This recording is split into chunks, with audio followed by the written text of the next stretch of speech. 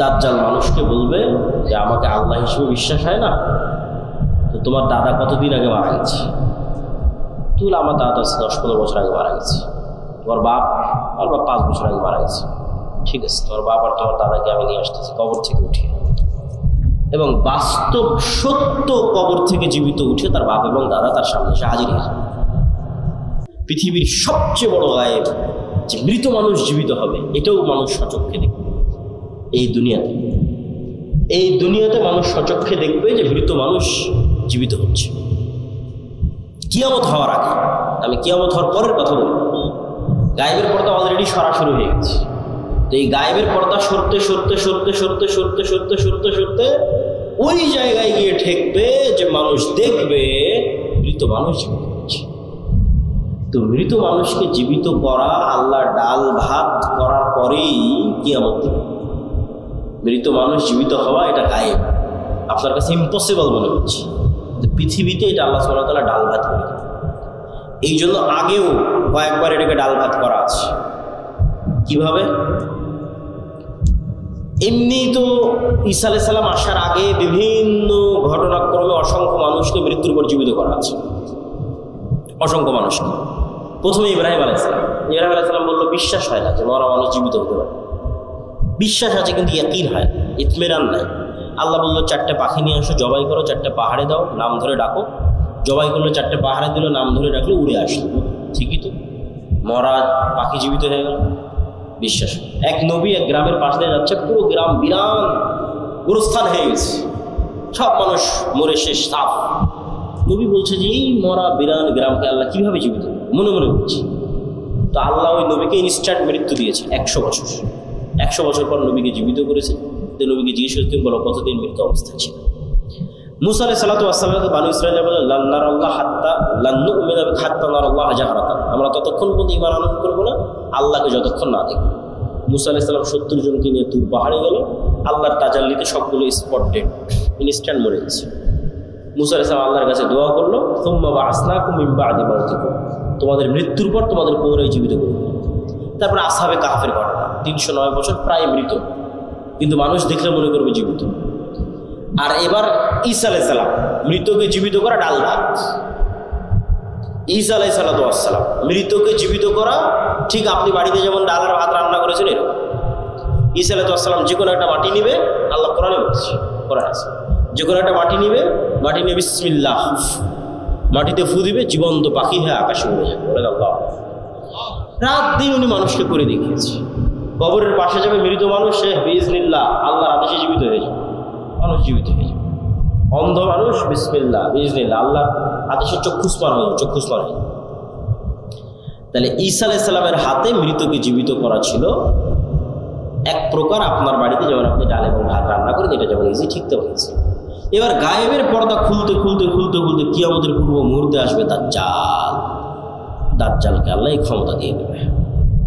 তো আজ থেকে 100 বছর আগে, ঠিক আপনার কাছে যেমন কোনো মানুষের 100 বছর আগে মারা যাওয়া কোনো মানুষকে যদি বলেন আমার এখন কথা ডাইরেক্ট আমেরিকায় শোনা যাচ্ছে, ইম্পসিবল।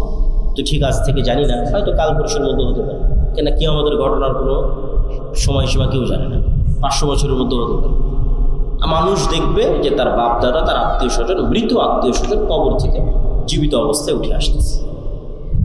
তো কিয়ামত ঘটার আগেই মৃত ব্যক্তিকে জীবিত করাকে ডাল ভাত বানিয়ে দেওয়া হবে মানুষের হাত দিয়ে। তাহলে আল্লাহ পারবে না মানুষকে জীবিত করতে? কি বলে? আরে একবার ঈসা আলাইহিস সালাম মৃতকে জীবিত করেছে, আর একবার দাজ্জাল মৃতকে জীবিত করবে, মানুষ মৃত মানুষকে জীবিত করবে। আর আল্লাহ পারবেন না মৃতকে জীবিত করতে, যা দেখা যায় না। আর ঈমান হচ্ছে অন্তরের বিশ্বাস। দ্বীন বা ইসলামের দুটো মৌলিক বিষয়, একটা হচ্ছে ইসলামের 5টি স্তম্ভ, আর একটা হচ্ছে ঈমানের 6টি শাখা বা 6টি স্তম্ভ। ইসলামের 5টি স্তম্ভ বাহ্যিকভাবে দেখা যায়, আর ঈমানের 6টা স্তম্ভ একটাও বাহ্যিকভাবে দেখাবেন মানুষকে, এটা সম্ভব। এই জন্য যে বিশ্বাসটা অন্তরে থাকে, ফলত পৃথিবীর প্রত্যেক মুমিনই মুসলিম, কিন্তু পৃথিবীর প্রত্যেক মুসলিম মুমিন নয়। কিন্তু কে যে মুমিন নয় এটা বাছাই করার দায়িত্ব আবার দুনিয়ার মানুষকে দেওয়া হয়নি। যে আপনি আজ থেকে দায়িত্ব নিয়ে দেখতে লাগলেন যে ঠিক আছে দেখি তো কে মুসলিম কিন্তু মুমিন নয়, এটার দায়িত্ব আল্লাহ নিজের কাছে রেখেছে। কেননা ইমানের বিষয় অন্তরের সাথে, আর অন্তরের খবর পৃথিবীতে কেউ জানে না। ফলত কে যে মুমিন আর কে যে মুমিন নয় এটা কেউ ছাড়া কে জানে না, আল্লাহ সুবহানাহু ওয়া তাআলা ছাড়া কেউ জানে না। তাহলে ইসলাম বাহ্যিক, যে একটা মানুষ এসে বলল ভাই আশহাদু আল্লা ইলাহা ইল্লাল্লাহ ওয়া আশহাদু আন্না মুহাম্মাদার রাসূলুল্লাহ, আমি সাক্ষ্য দিচ্ছি আল্লাহ ব্যতীত কোনো মাবুদ নেই, মুহাম্মদ সাল্লাল্লাহু আলাইহি ওয়াসাল্লাম আল্লাহর রাসূল। অন্তরে এটা আছে কিনা কেউ জানে না। একটা মানুষ বাহ্যিকভাবে মসজিদে এসে সালাত আদায় করতেছে, সে মুসলমান হিসেবে গণ্য, তার রক্ত হারাম। জাকাতের সময় জাকাত দিচ্ছে, রোজার দিনে রোজা থাকছে অথবা থাকাটা দেখাচ্ছে, তাহলে এরা সবাই বাহ্যিকভাবে মুসলমান হিসেবে গণ্য। কিন্তু এই মুসলমান ব্যক্তি মুমিন না হয় মুনাফিকও হতে পারে। স্বয়ং রাসূল সাল্লাল্লাহু আলাইহি ওয়াসাল্লামের যুগে মুনাফিক ছিল, আমাদের যুগেও মুনাফিক আছে। এবং আমি গত 1.5-2 বছর মুনাফিকির যে আলামত সেটিকেই বক্তব্যের বিষয়বস্তু বানিয়েছিলাম। যে রাসূলুল্লাহ সাল্লাল্লাহু আলাইহি ওয়াসাল্লাম বলেছেন যে মুনাফিকের আলামত ইযা হাদাসা কাযাবা ওয়া ইযা ওয়া'আদা আখলাফা ওয়া ইযা তুমিনা খানা, কথা বললে মিথ্যা বলে, ওয়াদা করলে ভঙ্গ করে, দায়িত্ব দেওয়া হলে দায়িত্বের সাথে খেয়ানত করে। তো আমি বক্তব্য দিতে গিয়ে বলেছি যে 5 ওয়াক্ত সালাত আদায়কারী, নামাজি, হাজি, উমরাকারী মুসলমানের অভাব নাই, কিন্তু সত্যবাদী, নিজ দায়িত্বের উপর ন্যায়পরায়ণ, নিজ দায়িত্বের আমানতের খেয়ালত করে না, এরকম মুসলমান খুঁজে পাওয়া কঠিন। কেননা গত 16 বছর যারা ছিল তারাও তাহাজ্জুদের সালাত আদায় করত।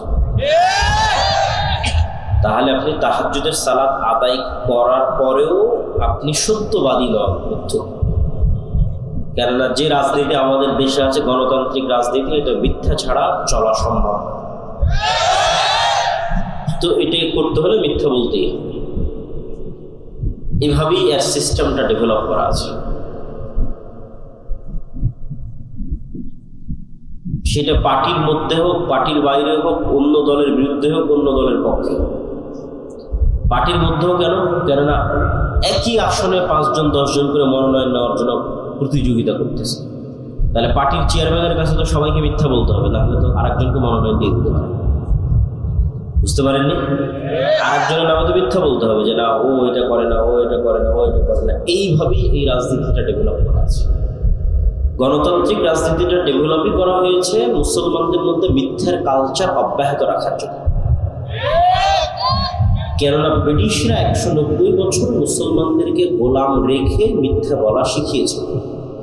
বাই বর্ন মুসলমানেরা মিথ্যা বলা জানত না। আর মক্কার মুশরিকরা, কাফেররা পর্যন্ত মিথ্যা বলা জানত না। মুসলমান তো বহু দূরের কথা। আবু সুফিয়ান মুহাম্মদ সাল্লাল্লাহু আলাইহি ওয়াসাল্লামের সবচেয়ে বড় শত্রু, সব যুদ্ধে আল্লাহর নবীর বিরুদ্ধে নেতৃত্ব দিয়েছে। আবু সুফিয়ান যখন বাদশাহ হিরাক্লিয়াসের দরবারে, তখন লাইভ নাই, রেকর্ডিং নাই, কেউ সাক্ষী দিবে তার বিরুদ্ধে সেটা নাই, কিচ্ছু নাই, ফোন নাই, মাইক নাই, কিচ্ছু নাই। আবু সুফিয়ান চাইলেই মিথ্যা বলতে পারত, কিন্তু আবু সুফিয়ানরা মিথ্যা বলাটা জানত না। তো মিথ্যা না বললেই মানুষ নেতা হয়ে যায়। মানে সত্যিকার জন্মগত প্রকৃত নেতা মিথ্যা না বললে অটোমেটিক নেতা হয়ে যাবে, এবং ন্যায় পরায়ণ হলে অটোমেটিক নেতা হয়ে যাবে। এটা হচ্ছে বাই ডিফল্ট নেতা, অটোমেটিক নেতা যদি ন্যায় পরায়ণ হয়। এই নেতৃত্বের গুণ ছিল মুহাম্মদ সাল্লাল্লাহু আলাইহি ওয়াসাল্লামের মধ্যে, এই নেতৃত্বের গুণ ছিল নবীদের মধ্যে, এই নেতৃত্বের গুণ মুসলমানদের। কিন্তু যখন ইউরোপীয় উপনিবেশের মাধ্যমে শুধু ভারত, পাকিস্তান, বাংলাদেশ না, ওই আফ্রিকাও পর্যন্ত যখন এদের পদানত হয়েছে, তো এদেরকে গোলাম বানিয়ে মিথ্যা বলা, দুর্নীতি করা এবং চুরি করানো শিখানো হয়েছে। কেননা আপনি যখন গোলামি করবেন তখন এটা ছাড়া রাস্তা থাকে। সারাদিন না খেয়ে আছে, 5 জন মানুষ এখানে সারাদিন না খেয়ে আছে, আমি একটা রুটি নিক্ষেপ করে দিলাম, তো 5 জন ক্ষুধার্ত মানুষ এই রুটিটা নিয়ে কাড়াকাড়ি করবে না? এই রুটিটা পাওয়ার জন্য একজন আরেকজনকে হত্যা করবে না? এটাই হলো গোলামির মাধ্যমে ট্রেনিংটা হয়। যখন আপনি গোলাম হয়ে গেছেন তখন একটা টাকার জন্য মিথ্যা বলবেন, একটা টাকার জন্য আরেকজনকে হত্যা করবেন, একটা টাকার জন্য আরেকজনকে ধোঁকা দিবেন। এই কালচারটা গোলামির মধ্যে তৈরি হয়। বানু ইসরায়েলদের ইতিহাস পবিত্র কোরআনে এত বেশি কেন দেওয়া আছে? বানু ইসরায়েলের ইতিহাস পবিত্র কোরআনে এই জন্য এত বেশি দেওয়া আছে যে বানু ইসরায়েলরা এত বিশাল বিশাল নিয়ামত পাওয়ার পরও কিভাবে মুনাফিকি করছিল, কিভাবে ধোঁকা দিচ্ছিল, কিভাবে 2 নম্বরই করছিল, সেগুলো তুলে ধরা আছে। তো এগুলো ওদের রক্তের মধ্যে মিশে গেছিল ফেরাউনের কয়েকশো বছর গোলামি করার কারণে। আর এই কারণেই মুসা আলাইহিস সালামকে আল্লাহ ফেরাউনের বাড়িতে মানুষ করেছে। কেননা মুসা যদি আর 10টা বানু ইসরায়েলের সাথে মানুষ হতো, তাহলে আর 10টা বানু ইসরায়েলকে খাওয়ার জন্য মিথ্যা বলতে হবে, চাকরির জন্য মিথ্যা বলতে হবে, একটা রুটির জন্য দুর্নীতি করতে হয়। তাহলে মুসা আলাইহিস সালাম ওদের সাথে থাকতে থাকতে গোলামির নেচারগুলো রক্তের মধ্যে ঢুকে যেত, বিকজ তার জাতি হচ্ছে গোলাম, বানু ইসরায়েলরা গোলাম।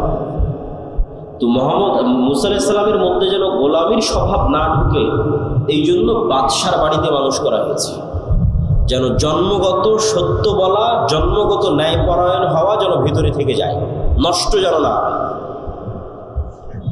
তো আফগানিস্তানে কেউ বাহির থেকে এসে টিকতে পারেনি কেন?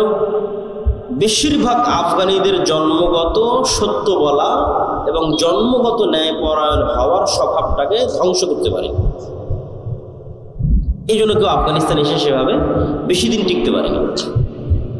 আর যেই জাতিরই আপনি জন্মগত সত্য বলা এবং জন্মগত ন্যায়পরায়ণ হওয়ার স্বভাব ধ্বংস করে দিয়েছেন, আগের 16 বছরের যারা ছিল তারা যেমন বিক্রি হয়ে গেছে, এখন যারা আছে তারাও পাল্লা দিচ্ছে কে কার কাছে বিক্রি হয়ে যাবে, কে আমেরিকার কাছে বিক্রি হবে আর কে ভারতের কাছে বিক্রি হবে। কেন? স্বভাব রক্তের মধ্যে গোলামি, অতএব টাকার কাছে বিক্রি হতে হবে। এখানে আপনি কল্যাণকর যতক্ষণ এই 2টা মৌলিক নেতৃত্বের মূলনীতি ঠিক না হবে।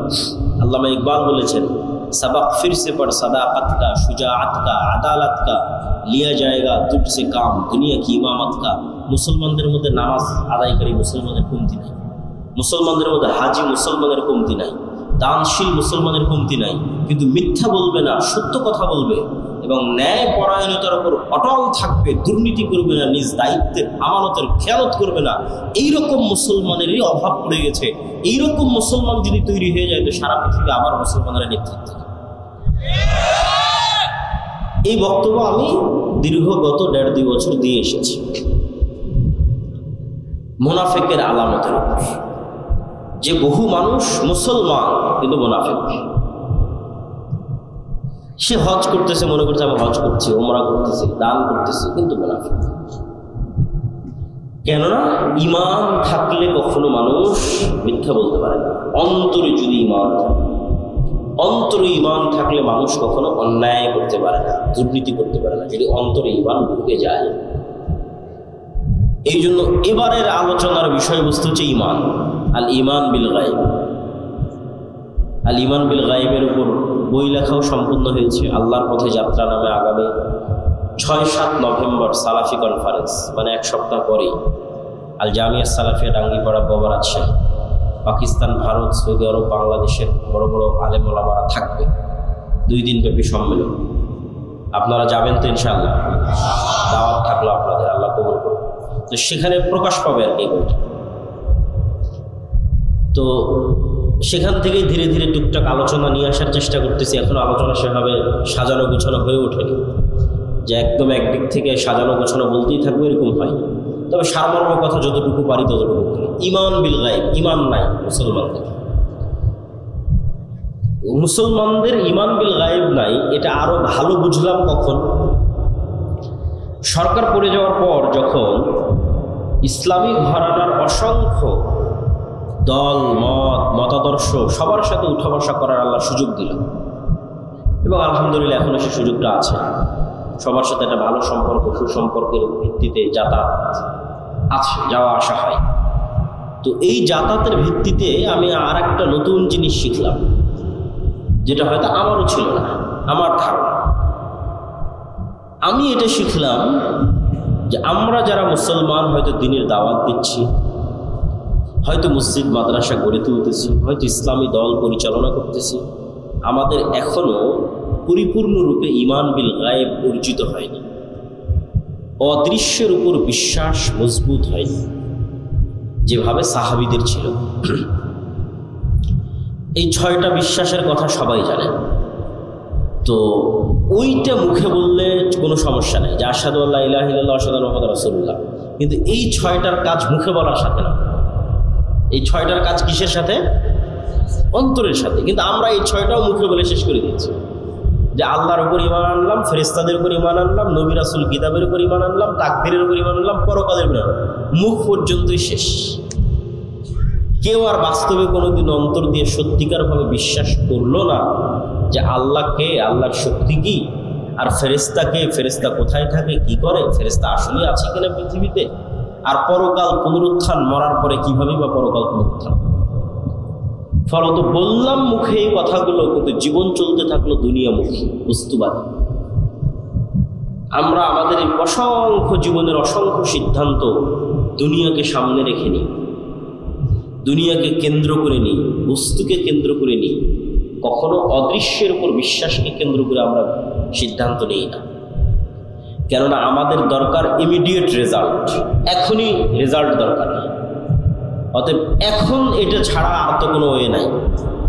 তো ব্যক্তিগত জীবনে অসংখ্য উদাহরণ দেওয়া সম্ভব, আমরা জাতীয় জীবনেরই কিছু উদাহরণ দিই। যে ঈমান বিল গায়েব দুর্বল এবং ঈমান বিল গায়েব সম্পর্কে জ্ঞান অর্জন করা প্রয়োজন কেন?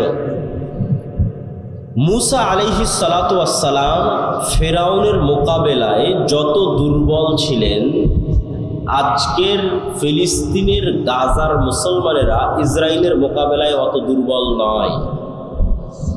আবারও বলি, আজকের ফিলিস্তিনের গাজার মুসলমানেরা দুনিয়াবী শক্তির দিক থেকে আজকের ইসরায়েলের কাছে যত দুর্বল, তার চেয়ে 100 গুণে বেশি দুর্বল ছিলেন দুনিয়াবী শক্তির দিক দিয়ে নবী মুসা ফেরাউনের দুনিয়াবী শক্তির সামনে। একটা পয়েন্ট গেল। পয়েন্ট নাম্বার 2, আল্লাহর নবী মুহাম্মদ সাল্লাল্লাহু আলাইহি ওয়াসাল্লাম তার সাহাবী আবু বকর, ওমর, ওসমান, আলী রাদিয়াল্লাহু তাআলা আনহুম, পরবর্তীতে যারা উমাইয়া খেলাফতের সময় বিভিন্ন দেশ বিজয় করেছে, মুহাম্মদ বিন কাসিম হোক, কুতাইবা বিন মুসলিম হোক, তারিক বিন জিয়াদ হোক, আর খালিদ বিন ওয়ালিদ, আর আমর ইবনে আল-আস হোক, যেই হোক না, তাদের দুনিয়াবী শক্তি তৎকালীন বিশ্বের রোমান এবং পারস্যের তুলনায়, আমি আবারও বলি, মুহাম্মদ সাল্লাল্লাহু আলাইহি ওয়াসাল্লামের দুনিয়াবী শক্তি, আবু বকর, ওমর, ওসমান, আলীর দুনিয়াবী শক্তি, খালিদ বিন ওয়ালিদ, আমর ইবনে আল-আসের দুনিয়াবী শক্তি, তারিক বিন জিয়াদ, মুহাম্মদ বিন কাসিমের দুনিয়াবী শক্তি তৎকালীন বিশ্বের রোমান এবং পারস্যের দুনিয়াবী শক্তির তুলনায় যেই মাপে ছিল, তার চাইতে আজকের সমগ্র বিশ্বের 57টা মুসলিম দেশের দুনিয়াবী শক্তি আমেরিকা এবং ইসরায়েলের তুলনায় অনেক বেশি পরিমাণে দুনিয়াবী শক্তির অধিকারী হচ্ছে বর্তমান যুগের 57টা দেশের মুসলিম দেশের মুসলমানরা।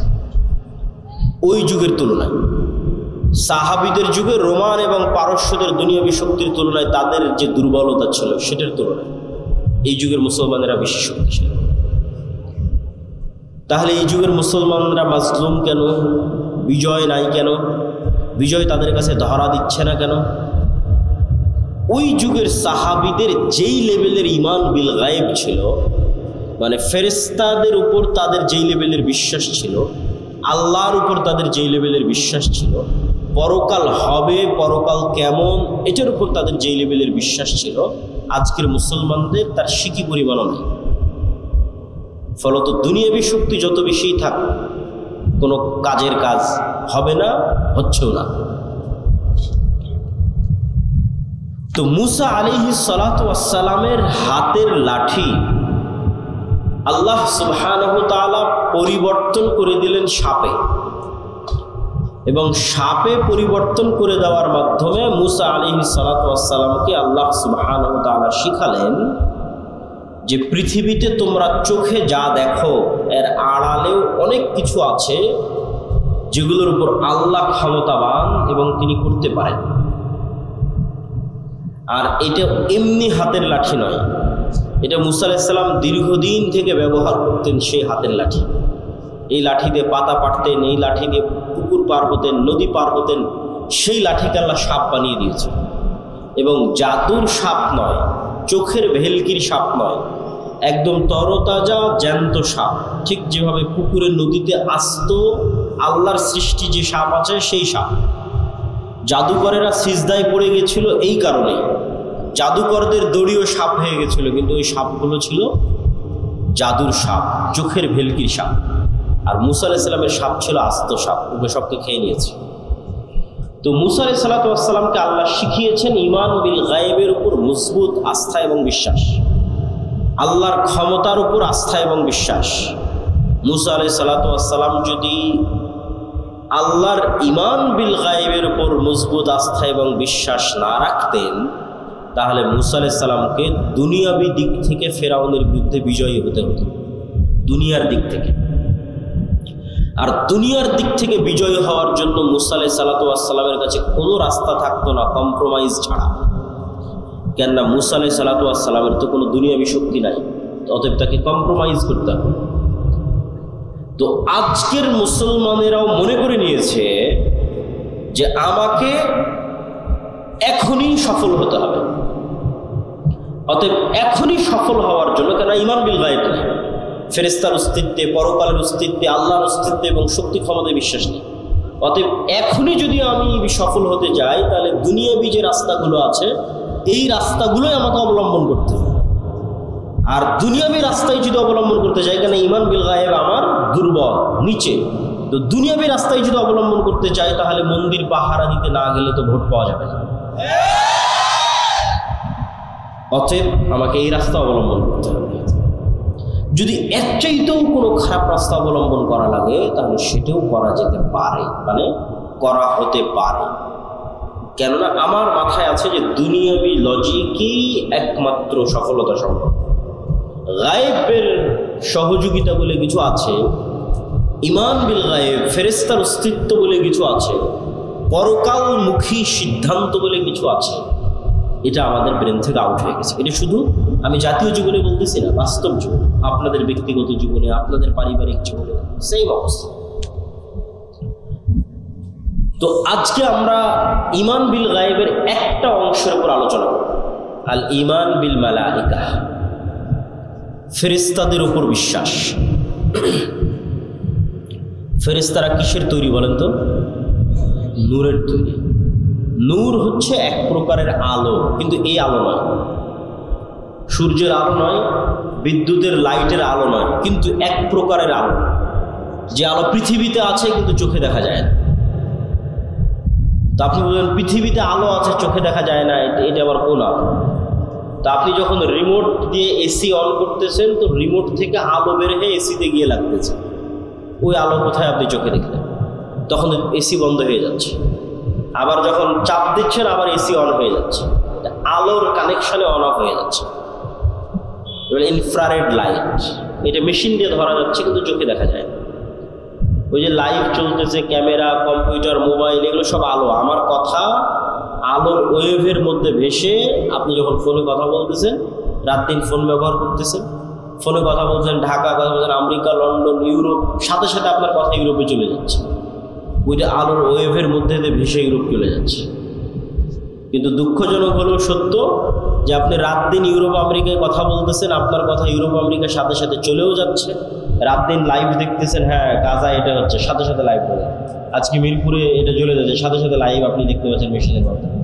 কিন্তু ঠিকই আবার আপনার এটার ঈমান নাই যে আপনার কথা এখন সাথে সাথে আমেরিকা লন্ডনে শোনা গেলেও, আমেরিকা লন্ডনের মানুষ বসে শুনতে পারলেও, আর আমেরিকা লন্ডনের কথা আমি এখন সাথে সাথে বসে শুনতে পারলো, আমার এখনকার কথা আল্লাহ শুনছে না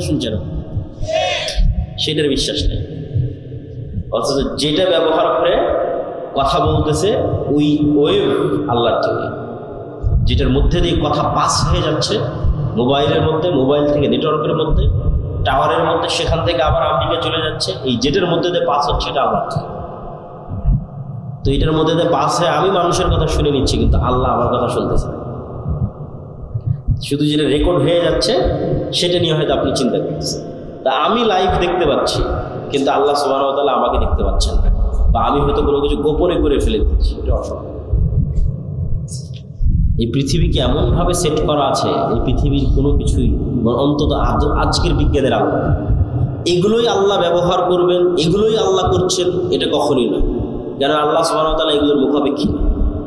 কিন্তু এইটা দিয়েই যদি এত দূর হওয়া সম্ভব, তাহলে আল্লাহর ক্ষমতা এবং শক্তি দিয়ে কত দূর হওয়া সম্ভব, সেটা বোঝানোর জন্য বলতেছি যে আমরা আজকে যে পৃথিবীতে বসবাস করতেছি, বিজ্ঞান বলে এই পৃথিবীতে আমাদের কোনো কথাও গোপন নয়, আমাদের কোনো কাজও গোপন নয়।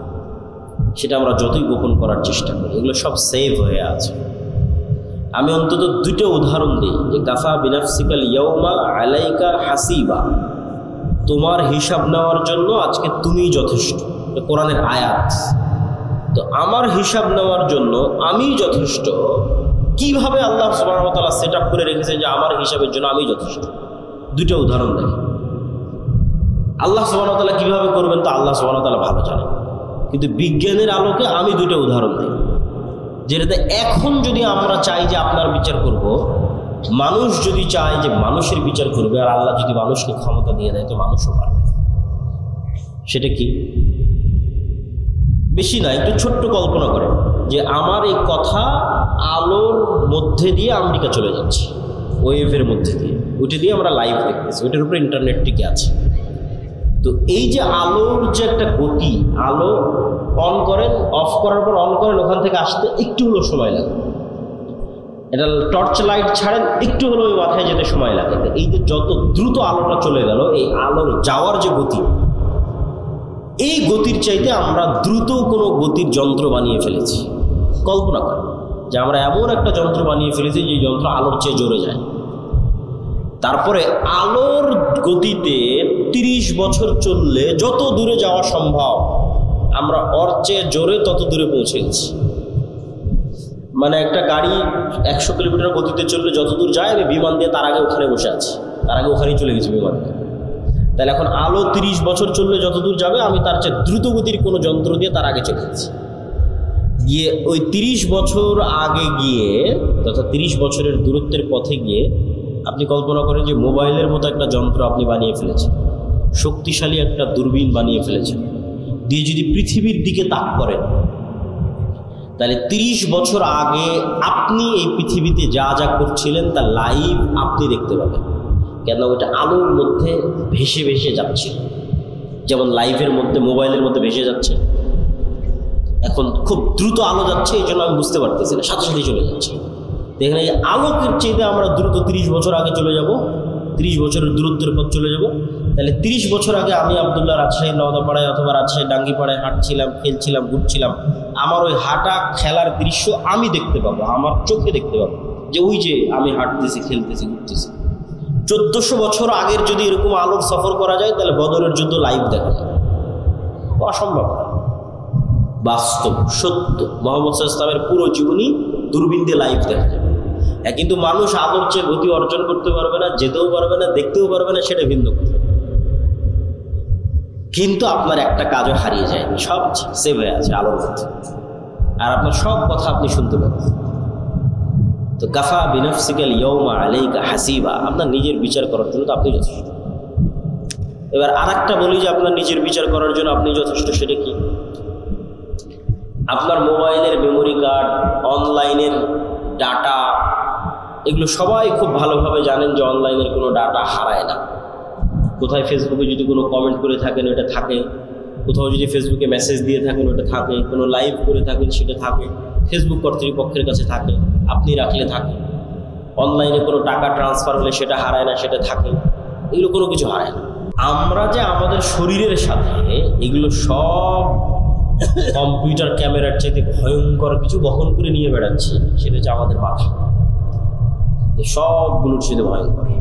এরা যেমন ক্যামেরা দিয়ে আমাকে ভিডিও করতেছে, করার পরে এটা চিপস বের করে কম্পিউটারে দিবে, তাই না? সেখানে এটা সেভ হবে। আমার এটা ক্যামেরা, আমি এটাতে যা যা দেখতেছি সব এখানে সেভ হচ্ছে, আমার মেমোরিতে সেভ হচ্ছে। আমি যা যা দেখতেছি আমার মেমোরিতে সেভ হচ্ছে, আমি যা যা শুনতেছি সব আমার মেমোরিতে সেভ হচ্ছে, আমার মেমোরিতে। এখন ইলন মাস্ক বলতেছে যে সে মানুষের ব্রেনের সাথে ইন্টারনেট কানেক্ট করার প্রযুক্তি নিয়ে আসার চেষ্টা করতেছে, যাতে মানুষের ব্রেনের ডাটা অটোমেটিক ট্রান্সফার করা যায়। তাহলে কয়দিন পর তো আপনি আপনার ব্রেনের ডাটা ট্রান্সফার করে আপনি দেখতে পাবেন যে আপনি মোবাইলে কি দেখছিলেন, ব্রেনে সেভ হয়ে আছে কি দেখছেন, এখানে ক্যামেরা দিয়ে গেছে এখানে সেভ হয়েছে, আপনি কান দিয়ে কি শুনছিলেন এখানে সেভ হয়ে আছে।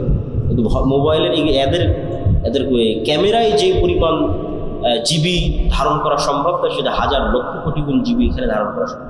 500 বছর যদি মানুষের ব্রেন কাজ করে, তাহলে 500 বছর যা যা দেখবে সব এই ব্রেনে সেভ থাকবে। এরকম পাওয়ারফুল মানুষের ব্রেন, এবং 500 বছরে যা যা শুনবে সব এখানে সেভ থাকবে। তো কাফা বিনাফসিকা আল-ইয়াওমা আলাইকা হাসিবা, আজকে তোমার বিচারের জন্য তুমি যথেষ্ট, সব তো তোমার ব্রেনেই সেভ হয়ে আছে। এটা শুধু ডাটা ট্রান্সফার করা লাগবে, যেহেতু কয়দিন পর মানুষই করে ফেলতেছে। আমি আল্লাহর কথাই যাচ্ছে না। আল্লাহ সুবহানাহু ওয়া তাআলা কিভাবে মানুষকে ধরবে সেটা আল্লাহ সুবহানাহু ওয়া তাআলা জানেন। আমি বলছি আজকে আপনি যদি আপনার বিচার করতে চান তা আপনি পারবেন,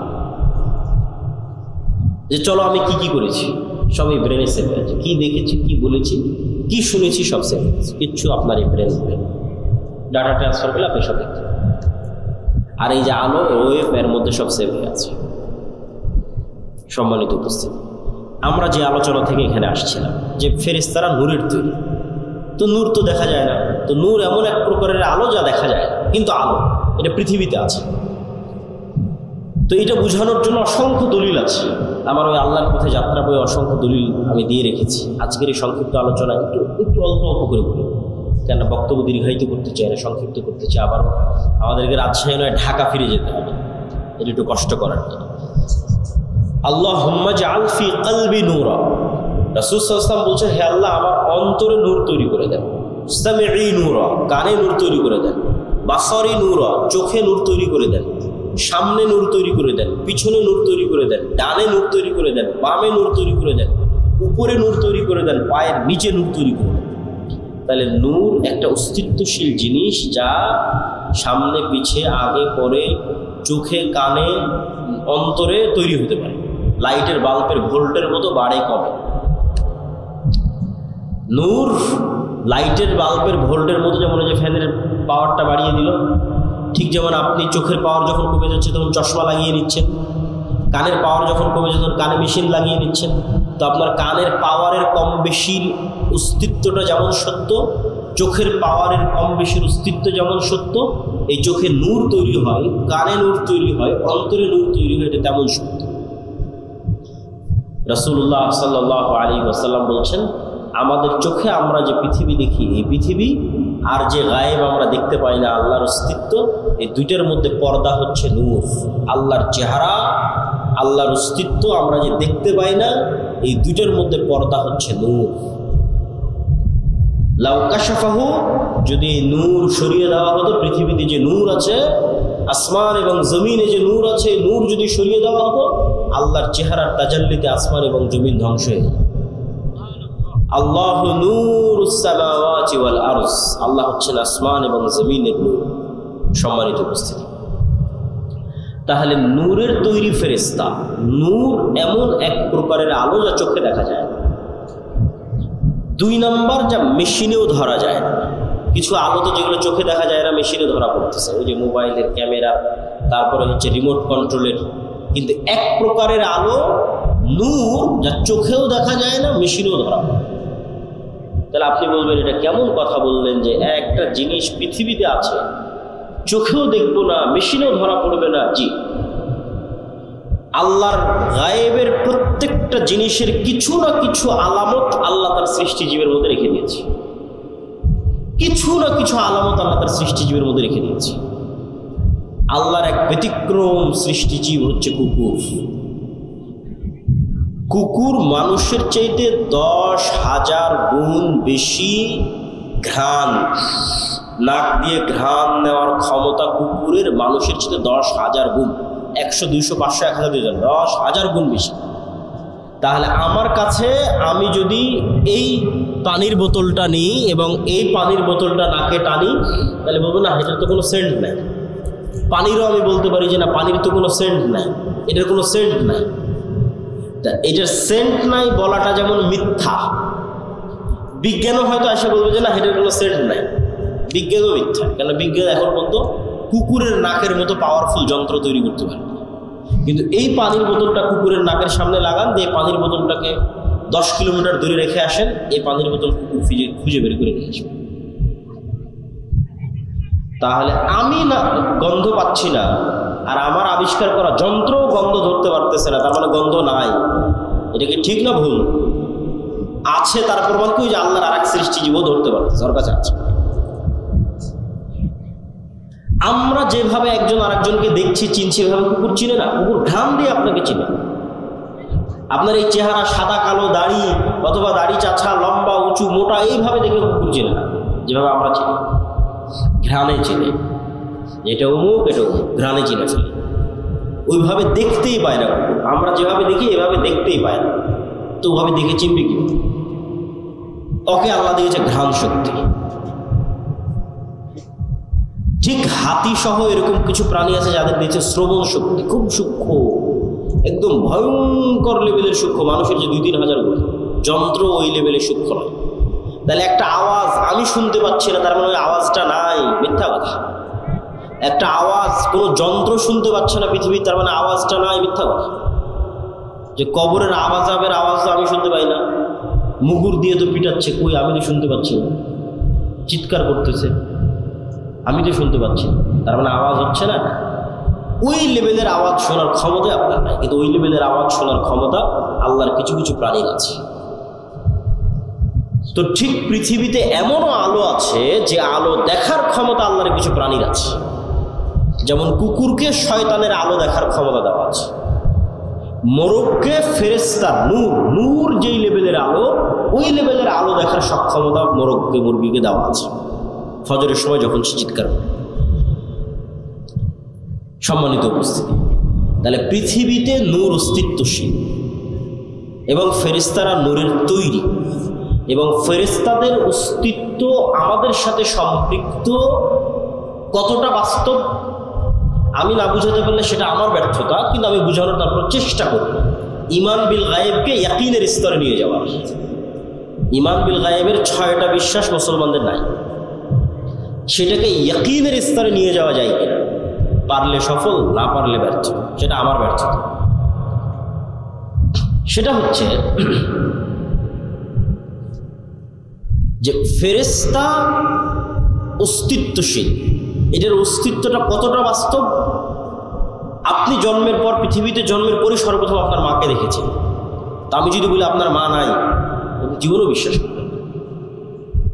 তারপরে আপনি বিবাহ শাদী করার পর আপনার ছেলে আপনার চোখের সামনে হয়েছে, তা আমি যদি বলি এটা আপনার ছেলে নয়, আপনি জীবনও বিশ্বাস করবেন। তাহলে আপনার ছেলের অস্তিত্ব আপনার কাছে যতটা সত্য, আপনার মায়ের অস্তিত্ব আপনার কাছে যতটা সত্য, এর চেয়ে অনেক বেশি গুণে সত্য আপনার সাথে ফেরেশতার অস্তিত্ব। কেন আপনার সাথে ফেরেশতার অস্তিত্বের চেয়ে বেশি গুণে সত্য? কেননা আপনার আদি পিতা আদম আলাইহিস সালাতু ওয়াস সালাম পৃথিবীতে সৃষ্টি হওয়ার পর প্রথমে তার মাকে দেখেনি। পৃথিবীতে সৃষ্টি হওয়ার পর বন্ধু হিসেবে প্রথমে তার ভাইকে, বোনকে, মাকে, বাপকে, চাচাকে, মামাকে, খালাকে, স্ত্রীকে, এগুলোকে পাই।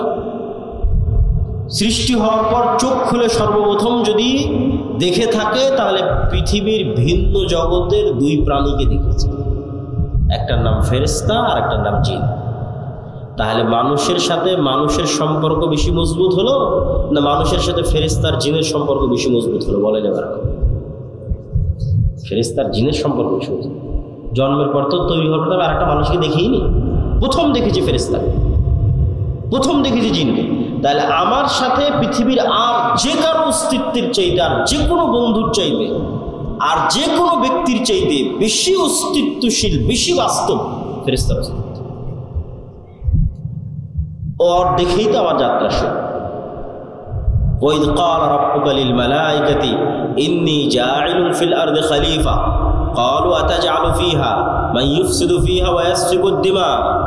যখন আল্লাহ ফেরেশতাদের ডেকে বললেন, এই ফেরেশতারা, আমি পৃথিবীতে আমার প্রতিনিধি সৃষ্টি করতে চাই, খলিফা সৃষ্টি করতে চাই। বললেন, আল্লাহ আপনার তাসবিহ তাহলিল করার জন্য তো আমরা আছি, করার সৃষ্টি করার কি দরকার? তোমরা তা জানো না যা আমি জানি। তারপরে আল্লাহ আদমকে সৃষ্টি করলেন, করার পর ফেরেশতাদের বললেন তোমরা সিজদা করো। তো প্রথম পরিচয়ই হলো ফেরেশতাদের। আর এখন কেউ বিশ্বাস করে না ফেরেশতা আছে। এমনি মুখে বলছে ফেরেশতা আছে, ফেরেশতার পরিবার আনলাম, বলার সময় বলেছি, অন্তরে নাই। এবার দুই একটা উদাহরণে যাব আমরা যে আল্লাহর নবীর যুগে সাহাবীরা ফেরেশতাদের উপর কেমন বিশ্বাস রাখত। আমরা আজকে ঈমান বিল গায়েবের শুধু একটা পয়েন্টের আলোচনা করতেছি, ফেরেশতা। আল্লাহর নবীর যুগে সাহাবীরা ফেরেশতাদের উপর কেমন বিশ্বাস রাখত তার উদাহরণ। তবে তার আগে 2 মিনিট একটু গুরুত্বপূর্ণ জরুরি কথা, সেটা হচ্ছে আমরা যে মসজিদের আয়োজনে এখানে উপস্থিত হয়েছি, এই মসজিদটি একটি নির্মাণাধীন মসজিদ এবং আমাকে যেভাবে বলা হয়েছে যে ছাদ অথবা কোনো একটা জায়গায় গিয়ে কাজ আটকে আছে। তো আপনারা যারা এখানে উপস্থিত হয়েছেন সকলের প্রতি দত্ত আহ্বান থাকবে যে পরকালের আল্লাহ সুবহানাহু ওয়া তাআলার দরবারে আপনাদের যে ব্যাংক অ্যাকাউন্ট ওপেন করা আছে, যেটাতে লাভের মাত্রার কোনো পার্সেন্টেজের কোনো সীমা নাই, বরং বাড়তেই থাকবে বাড়তেই থাকবে বাড়তেই থাকবে, এবং যেটা দিয়ে কিয়ামতের মাঠের অসংখ্য বিপদ থেকে বাঁচা যাবে। কোথাও ইবাদতের কমতি থাকলে সেটা কাভার দেওয়া যাবে, ব্যাকআপ দেওয়া যাবে, কোথাও গুনাহ থাকলে সেটার কাফফারায় ব্যাকআপ দেওয়া যাবে, কোথাও কোনো মানুষের হক নষ্ট হয়ে থাকলে সেটার কাফফারায় ব্যাকআপ দেওয়া যাবে। কিয়ামতের মাঠে যেহেতু কোনো মুদ্রা টাকা পয়সা থাকবে না, সেহেতু আগে থেকেই টাকা পয়সা পাঠিয়ে রাখা ভালো। তো আগে থেকে টাকা পয়সা পাঠানো থাকলে এবং আল্লাহ সেগুলোকে বাড়াতে থাকলে কিয়ামতের মাঠে বিপদের সময় এই পাঠানো টাকাগুলো কাজে লাগবে। ঠিক দুনিয়াতে যেমন জমানো টাকা বিপদের সময় কাজে লাগে, কিয়ামতের মাঠে জমানো টাকা বিপদের সময় কাজে লাগবে। তো কেউ যদি স্বেচ্ছাসেবকরা থাকে, যদি যায়, আপনারা সহযোগিতা করবেন। আমরা আমাদের বক্তব্য সামনে আগাই। মুহাম্মদ সাল্লাল্লাহু আলাইহি ওয়াসাল্লামের যুগে সাহাবীদের বিশ্বাস ফেরেশতার উপরে। খুব মজার মজার কয়েকটা ঘটনা আপনাদের সামনে বলবো, যেই ঘটনাগুলো একটা আরেকটার সাথে কানেক্ট করলে আপনি দেখবেন যে ফেরেশতা চরিত্র সাহাবীদের সামনে কেমন ছিল আর আমাদের সামনে কেমন। মজার মজার কয়েকটা। সাদ বিন মুআজ নামে এক বিখ্যাত সাহাবী, আউস এবং খাজরাজ গোত্রের নেতা, আনসারী সাহাবী, খন্দকের যুদ্ধে শহীদ হয়েছে। রাসূল সাল্লাল্লাহু আলাইহি সাল্লাম বলছে সাদ বিন মুআজের জানাজায় ৭০,০০০ ফেরেশতা অংশগ্রহণ করেছে। জাবের রাদিয়াল্লাহু তাআলা আনহু উহুদের যুদ্ধে শহীদ হয়েছে। জাবের রাদিয়াল্লাহু তাআলার পিতা। তো জাবের রাদিয়াল্লাহু তাআলা আনহু যখন তার পিতার মৃত্যুতে কাঁদছেন, তখন রাসূল সাল্লাল্লাহু আলাইহি সাল্লাম বলছেন, জাবের তুমি কাঁদছো, তোমার পিতার লাশ এই মুহূর্তে ফেরেশতারা ঘিরে রেখেছে, ছায়া দিয়ে রেখেছে, তুমি কাঁদিও না। হানজালা রাদিয়াল্লাহু তাআলা আনহু শহীদ হয়েছে। তো হানজালা রাদিয়াল্লাহু তাআলা আনহু বাসর ঘর থেকে বের হয়ে গিয়ে যুদ্ধে অংশগ্রহণ করেছে। তো সাহাবীরা তাকে ফরজ গোসল দেওয়ার জন্য গোসল দিবেন। রাসূল সাল্লাল্লাহু আলাইহি সাল্লাম বলছে হানজালাকে গোসল দেওয়ার দরকার নেই, এই জন্য যে অলরেডি ফেরেশতারা তাকে গোসল দিয়ে ফেলেছে, ইতিমধ্যেই ফেরেশতারা তাকে গোসল দিয়ে ফেলেছে। এগুলো সব রাসূল সাল্লাল্লাহু আলাইহি ওয়াসাল্লামের জীবদ্দশায় সাহাবীদের উপস্থিতিতে পরস্পরের কথায় কিভাবে ফেরেশতাদের কথাটা আসতেছে সেটার কিছু উদাহরণ। আব্দুর রহমান বিন আউফ রাদিয়াল্লাহু তাআলা আনহু বলছে যে আমি যুদ্ধ করছি, তো আমার দুই পাশে দুইজন সাদা পোশাকধারী ব্যক্তি খুব ভয়ঙ্করভাবে যুদ্ধ করতেছে। আমি এদের কোনোদিন মদিনাতে আগেও কোনোদিন দেখিনি, পরেও কোনোদিন দেখিনি। তো রাসূল সাল্লাল্লাহু আলাইহি ওয়াসাল্লামকে এই ঘটনা জানালে রাসূল সাল্লাল্লাহু আলাইহি ওয়াসাল্লাম বললেন, এরা ছিল জিবরাইল এবং মিকাইল, যুদ্ধ করার জন্য এসেছে। এক সাহাবী এক মুশরিককে আঘাত করার জন্য যুদ্ধের মাঠে তাকে তাড়া করতেছে। আমি সংক্ষেপে বলে যাচ্ছি, শুধু বাংলা সংক্ষেপে বলতেছি। তাড়া করতেছেন, তো অদৃশ্য থেকে আওয়াজ আসলো, আকদিম ইয়া হাইজুম। আওয়াজ আসার পর এবার সাহাবী যখন তাকে হামলা করতে যাবে, তো দেখে ওই ব্যক্তি আগেই উল্টে পড়ে আছে এবং তার ক্ষত স্থান থেকে রক্ত বের হচ্ছে, আহত স্থান থেকে। সাহাবী এই ঘটনা রাসূল সাল্লাল্লাহু আলাইহি ওয়াসাল্লামকে বললে আল্লাহর নবী বললেন, এটা তৃতীয় আসমান থেকে আসা ফেরেশতার আক্রমণ ছিল। এই ফেরেশতা তৃতীয় আসমান থেকে এসেছিল, তৃতীয় আসমান থেকে আসা ফেরেশতার আক্রমণ।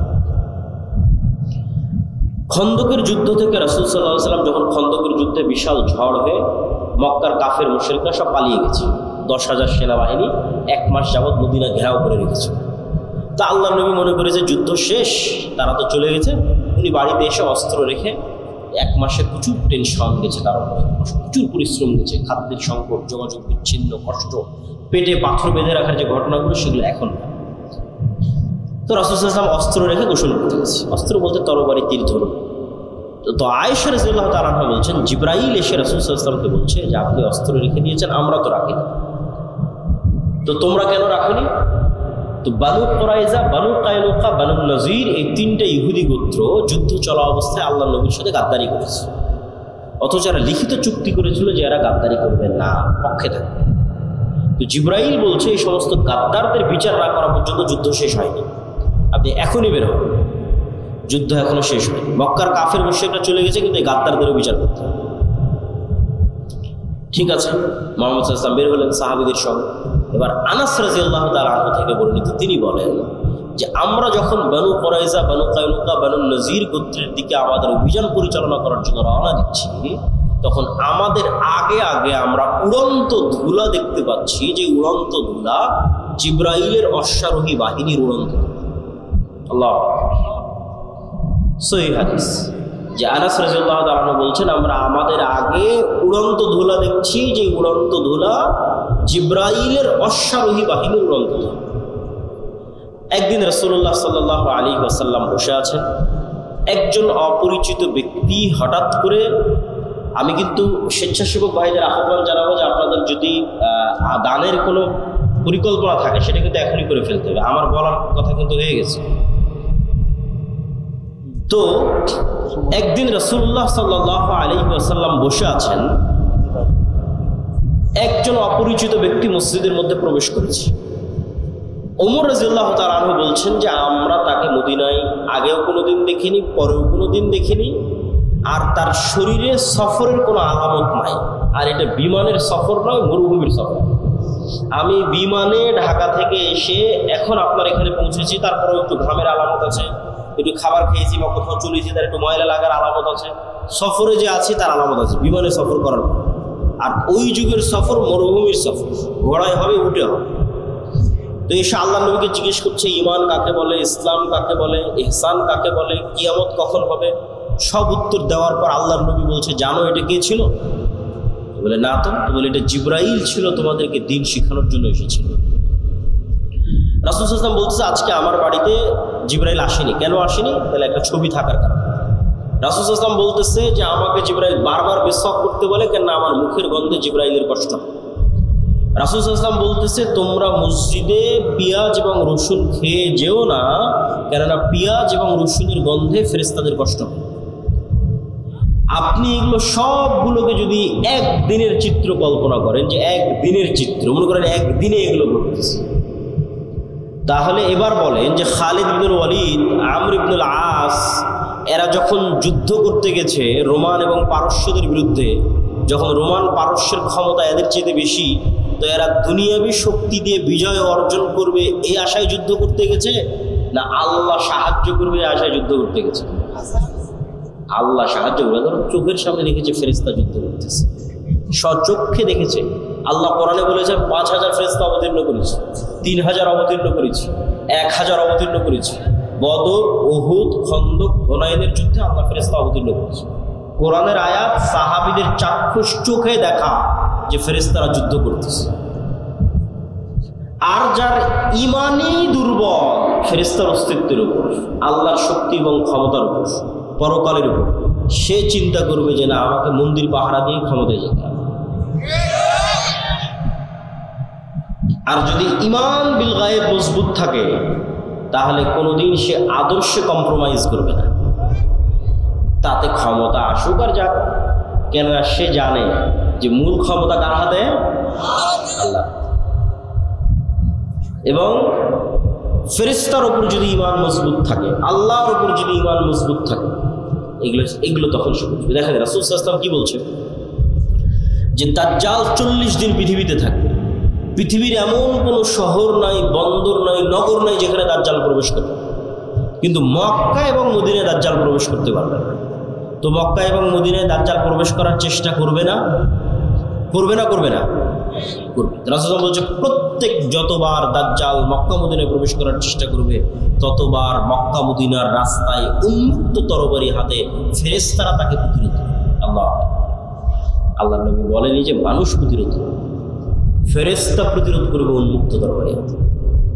যে ফেরেশতার অস্তিত্বের প্রতি ঈমানই নাই, তো কেমনে আল্লাহর সাহায্যের আশা করবে যে না আল্লাহর সাহায্যে ফেরেশতা আসতে পারে? ঈমানই তো নাই, কেমনে আশা করবে? তখন চিন্তা করবে যে না আমাকে কম্প্রোমাইজ করতে হবে, আমি তো এটা না করলে ভোট পাবো না, ওইটা না করলে তো মানুষ সায় দেবে না, অতএব এটাই ছাড়, ওটাই ছাড়, ওটাই ছাড়। দিন শেষে ইসলামে বাদ, ইসলামে আর নাই। তো ঈমান বিল গায়ব, এর উপর ঈমান মজবুত হতে হবে। ঈমান বিল গায়বের একটা বড় অংশ হচ্ছে পরকাল। পরকাল মানে মৃত্যুর পর পুনরুজ্জীবন। তো মৃত্যুর পর পুনরুজ্জীবনের আলোচনায় যাওয়ার আগে ফেরেশতার আলোচনায় আর দুটো কথা। ফেরেশতার অস্তিত্ব যে আছে আপনি কেমনে বুঝবেন? ঠিক আছে ভাই, মানলাম, বিশ্বাস করলাম আপনার কথা আব্দুল্লাহ ভাই, যে নূর চোখে দেখি না, তাও নূর আছে পৃথিবী, আমার সাথে ফেরেশতা আছে, আমাদের এখানে সবার সাথে ফেরেশতা আছে, বিশ্বাস করলাম। কিন্তু তাও বাস্তব ইন প্র্যাকটিক্যাল লাইফ লিয়াতমাইন্না কলবি, অন্তরের প্রশান্তির জন্য বিশ্বাস বাস্তবে পরীক্ষা করে দেখতে চাই ফেরেশতা আছে। তো বাস্তবে ফেরেশতার অস্তিত্ব বোঝার একটা পরীক্ষা দিয়ে যায়, যাতে আপনি বুঝতে পারেন যে হ্যাঁ ফেরেশতা আছে। তো আমাদের যখন এসএসসি এবং এইচএসসি পরীক্ষা থাকতো, সকাল 8টা-10টার মধ্যে পরীক্ষার হলে ঢুকতে হবে, ওইটার যে একটা টেনশন বা একটা তাড়া কাজ করতো, ঠিক যদি কারো ফ্লাইট থাকে, প্লেন থাকে, বিমান থাকে, ট্রেন থাকে, তাহলে ওইটা ধরার জন্য যে ব্রেনে তাড়া কাজ করে, নিয়তের মজবুতি কাজ করে।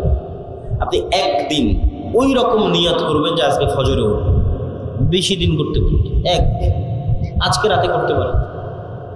কীরকম নিয়ত? ঠিক বিমানে ফ্লাইটের টিকিট থাকলে যেরকম নিয়ত করেন, পরীক্ষা থাকলে যেরকম নিয়ত করেন, ট্রেনের টিকিট থাকলে যেরকম নিয়ত করেন, ওই রকম নিয়ত যেন আজকে ফজরের 5টার সময় আজান দেবে, ফজরের সালাতে 5টার সময় উঠতেই হবে, নিয়ত শক্ত করবে। এমনি ওই মনে করলাম যে ফজর উঠবো, চলো ফোনে অ্যালার্ম দিই, ওটার কথা বলে, ফোনে তো অ্যালার্ম দেওয়া লাগবে না। কেন? পৃথিবীতে কারা আছে? কারা আছে? ফেরেশতা আছে, তো ফোনে কেন অ্যালার্ম দেবে? মানুষকে কেন বলবেন যে আব্দুর রহমান জিয়াদি সাহেব আমাকে ফজরে ডেকে দিয়ে? কেন? ফজরে তুলে দেওয়ার জন্য কে আছে? ফেরেশতা আছে। ফেরেশতা তো পৃথিবীতে আছে, মানুষকে কেন বলতে যাবেন যে আমাকে ফজরের বেলা উঠিয়ে দেবেন? ফেরেশতা উঠিয়ে দেবেন। এটা আপনি বাস্তবে প্র্যাকটিক্যাল পরীক্ষা করবেন যে ফেরেশতা আপনাকে উঠিয়ে দিচ্ছে কিনা, আপনি উঠতে পারছেন কিনা। কোনো মানুষকে বলার দরকার নেই যে আমাকে ফজর উঠাতে হবে, কোনো মোবাইলে অ্যালার্মের দরকার নেই যে আমাকে ফজর উঠাতে হবে।